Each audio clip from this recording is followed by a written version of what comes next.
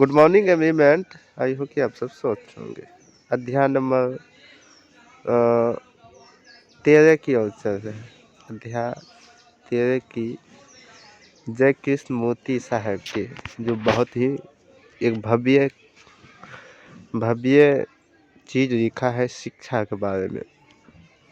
इसका जन्म 12 मई 1895 में हुआ था। निधन 12 फरवरी 1986 में और जो कोलोसिफिया शहर में हुआ था। तो जन्म आप बता दिए 12 मई कब 1895 में, मृत्यु 17 फरवरी 1986 में। स्थान मदनपल्ली चित्तूर आंध्र प्रदेश। मदनपल्ली चित्तूर आंध्र प्रदेश। जय कृष्णमूर्ति का पूरा नाम था जिद्दू कृष्णमूर्ति। माता का नाम संजीवा देवी और पिता का नाम नारायण जिद्दू। माता का नाम संजीवा देवी, पिता का नाम। बचपन में 10 वर्ष की अवस्था में इसकी मां की मृत्यु हो गई और शिक्षा घर के पिता द्वारा बहुत पीटे गए थे। बचपन में विलक्षण मानसिकता का अनुभव था। ये इसलिए होता है कि अब की स्व परिवार अगर साथ नहीं देता है तो ये उन्होंने संपर्क क्योसा अवस्था में डब्ल्यू रिवेंटर एनसीबीकी के संपर्क में इनका संरक्षण था। थियोलॉजिक सोसाइटी से जुड़े थे और कई देश की यात्रा ने इन्होंने भी किया था। इन्होंने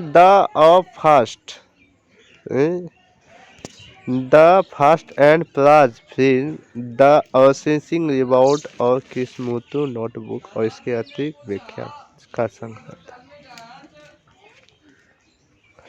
शिक्षा, इन्होंने शिक्षा लिखा था कब?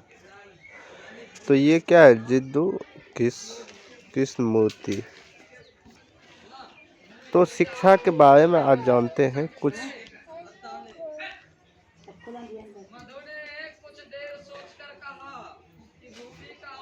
यदि आपने कभी अपने आप से पूछा हो तो शिक्षा का अर्थ क्या है, मैंने सचमुच आश्चर्य की बात है। आप विद्यालय क्यों जाते हैं?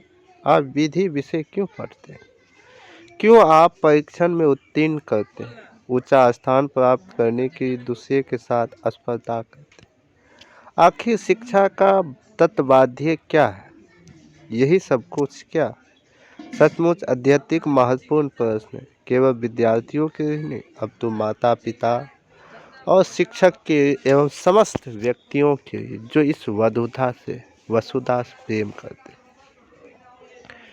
शिक्षा के लिए हम संघर्ष क्यों करते हैं? आखिर कुछ परीक्षा उत्तीर्ण कर लेने या किसी उद्योग धंधे में लग जाए, क्या शिक्षा का बस इतना ही कार्य है, या शिक्षा का कार्य हमें बचपन से ही जीवन को संपूर्ण प्रक्रिया को समझने में सहायता करे?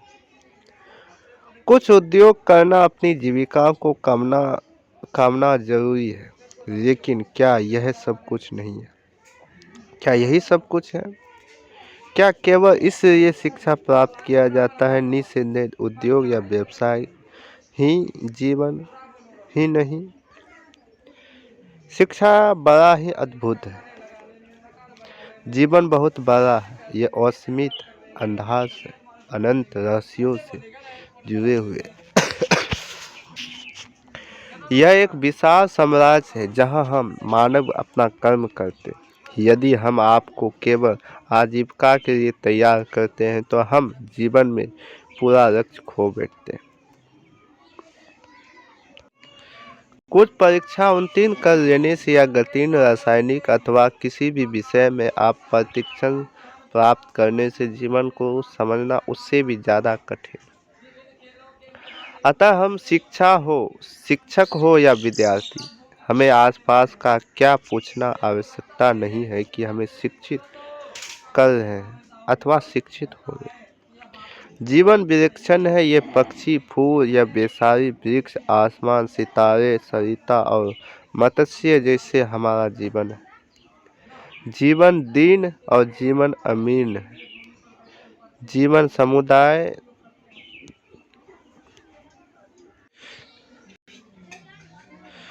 क्या अर्थ आपने सत्य खोजा है तभी संभव है स्वतंत्र है। आपके अंतर सतत क्रांति का ज्वाला प्रकाश, परंतु आपको इसके लिए प्रोत्साहित करना हो। कोई भी आपको नहीं कहता है कि आप प्रश्न करें, स्वयं खोज कर देखें परमार्थ क्या है। यदि इस प्रकार का विरोध होंगे तो आप समाज के खतरे से बन जाएंगे। आपके पिता, आपका समाज और चाहता है कि सुरक्षित रहे, स्वयं भी सुरक्षित यही रहना चाहते। साधारण सुरक्षा जीने का अर्थ है अनुकरण जीना, अर्थात जीवन में भय पाना। सचमुच शिक्षा का कार्य है कि प्रत्येक स्वतंत्र वातावरण का निर्माण को प्रेरित करना।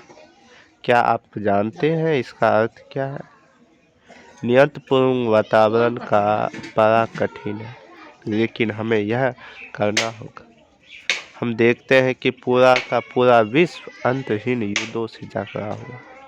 इनके मार्गदर्शन बने राजनीतिक को शक्ति की खोज में लगे। दुनिया की वकीलें, सिपाही और सैनिकों की दुनिया है। यह महत्वाकांक्षी पुरुष और स्त्री है जो दुनिया की प्रतिष्ठा के पीछे दौड़े। इसे पाने के लिए दूसरे के साथ संघर्ष है। क्या दूसरी और अपने अपने अनुयायी की सन्यासी या धर्मगुरु इस दुनिया में दूसरे दुनिया के शक्ति की प्रतिष्ठा की चाह कर? यह विश्व पूरा पागल है, पूर्णतः भ्रष्ट है। यहाँ एक और समाज पूंजीवाद से लड़ रहा है तो दूसरी और समाज दोनों के प्रतिरोध कर रहा है। यहाँ प्रत्येक मनुष्य किसी न किसी को विरोध में खड़ा है, चाहे सुरक्षित स्थान में पहुंचने पर या प्रतिष्ठा, सम्मान या शक्ति को आराम करने का शक। यह संपूर्ण विश्व परस्पर विरोध, विश्वासों में विभिन्न वर्गों की जाति पृथक विरोध की रासिकता से हर प्रकार की मूर्खता से क्रूरता छीन होता है। वही दुनिया है यह वही दुनिया है जिसमें यह रहने के लिए शिक्षित किए जा सकते। आपको अभागे समाज के ढांचे को अनुकरण करने की उत्साह किया जाता। आपके माता पिता आपसे यही चाहते हैं, आप स्वयं भी इस पर रहना सीखो। यह पूछा जाता है कि यदि व्यक्ति क्रांतिकारी ना होंगे तो विश्व की अराजकता नहीं फैलेगी। लेकिन यह क्या वर्तमान समाज के लिए सुव्यवस्था है कि प्रत्येक व्यक्ति द्वारा की गई क्रांति अव्यवस्थित हो? क्या आप अराजकता नहीं है? क्या प्रत्येक वस्तु सुंदर या पवित्र है?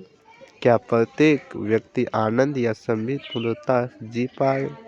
क्या व्यक्ति का विरोध नहीं है? क्या चारों ओर महत्वाकांक्षा के प्रति प्रतिस्पर्धा नहीं है? अतः सर्वप्रथम हम समझ लेना चाहिए कि विश्व से पहले अराजकता है। आज आप यही सुव्यवस्था ना बैठे कहीं शब्दों में आप स्वयं को मोहित ना करें। चाहे भारत हो, चाहे यूरोप, चाहे अमेरिका हो, चाहे रूस, ये संपूर्ण नाश की आग्रह में हो। कहने का अर्थ यह है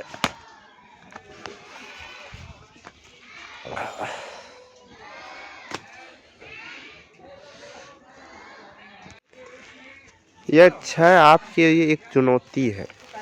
आप जनता की समाज में है। यदि आप इसका उत्तर एक बिंदु का बोध है तो कोई ईसाई की साम्यवाद के भांति यह आप पर अभय है। आप एक हिंदू हैं, एक समाजवादी पिंतु के भांति सोचें ना, अब तो एक मानव के भांति समस्याओं को हल करने की प्रयत्न करें। देखो, जब वास्तव में कुछ सीख रहे होते हैं तो आपका पूरा जीवन सीखने में होता है। आपके जीवन में कोई गुरु हो, कोई गुरु नहीं भी हो रहता है तो प्रत्येक वस्तु आपको सिखाती है। चाहे एक सूखी पत्ती या एक उड़ती हुई चिड़िया या एक खूबसूरत, एक आंसू, एक धनी, एक गरीब, एक चिढ़ा, एक महिला की मुस्कुराहट, किसी का अहंकार, ये प्रत्येक वस्तु आपको मार्गदर्शन नहीं बल्कि कोई दर्शन नहीं, कोई गुरु नहीं बल्कि तब आपके जीवन स्वयं आप गुरु हो जाते हैं और ये आपकी सतत सिखाने रहती है। जीवन में किसी चीज़ को गुरु कोई नहीं होता है। कहेंगे हम हैं बस सारी, असल बात में वो खुद ही गुरु बन जाता है। आप जिस विषय पर अध्ययन कर रहे हैं आपकी दिलचस्प नहीं भी है तो आपके शिक्षक आपको ध्यान देने के लिए मजबूर करते हैं। लेकिन आपका ध्यान कदापि नहीं है तो ध्यान का आगमन तो पहले आपको होता है, तब किसी वस्तु की गहरी दिलचस्पी। जब आपके संबंध में प्रेम की खोजना है ताकि आप पूर्णता समझ सके तो उस पर आपको संपूर्ण मन और आगमा की उसी में नहीं बल्कि हमारा जीवन हास में होगा। अत्यंत महत्वाकांक्षा अच्छी है पर बुरी अच्छी है। ना पूछने का स्वप्न ज्ञात करने का क्या महत्व, व्यक्ति अपना नाश नहीं है। क्या आप महत्वाकांक्षी है में रहते हैं कि प्रेम का कोई कार्य नहीं, सिर्फ कार्य करते हैं। जब कोई कार्य अपनी संगतता से इसलिए नहीं कि आप वहां पहुंचे हैं तो कोई लाभ उठाना, कोई परिणाम। देखो, जब तक प्रथम स्थान पाने के संघर्ष नहीं करते हैं तो क्या आपकी शिक्षा कार्य आपको खोजने की सहायता नहीं देती, ताकि प्रारंभ में आप वही कार्य करें जो जिसे आपको समझने में हो, जो आपके लिए गंभीर अर्थ है। अन्यथा अंत में आपको अभागा समझ रहेंगे खुद को। मतलब ये कहने कि आप जीवन में कोई भी कार्य करें तो आप अपने के लिए करें, दूसरों के नहीं, जो आप समझ सकते हैं। सचमुच कौन सा कार्य आपको प्रेम करते हैं, मुझे अपने आप को ढूंढना होगा। ऐसी कौन सी कार्य, देखो कुछ व्यक्ति ऐसे हैं जो कि मालूम होते हैं और कुछ व्यक्ति को ऐसे होते हैं जिसको मालूम ही नहीं है करना क्या है।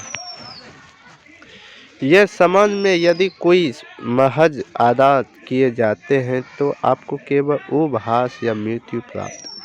अगर आपका बचपन यही लेना अत्यंत आवश्यकता है तो कौन सा प्रेम से आप करना चाहते हैं। न्यूतक समाज के यही एकमात्र मार्ग है। कहता है जब हम पूरी शक्ति के साथ एक नूतन विश्व की आवश्यकता में महसूस करते हैं तो हम प्रत्येक पूर्ण मानसिकता आध्यात्मिक क्रांति से हम अवश्य हृदय में अपना मन जीवन में विद्यालय को साथ लगा देते हैं। इसीलिए शिक्षा का अर्थ है ना तो भय होना ना ही किसी चीज में फंसना। बहुत बड़े ही वास्तव में क्रांति का जनक है।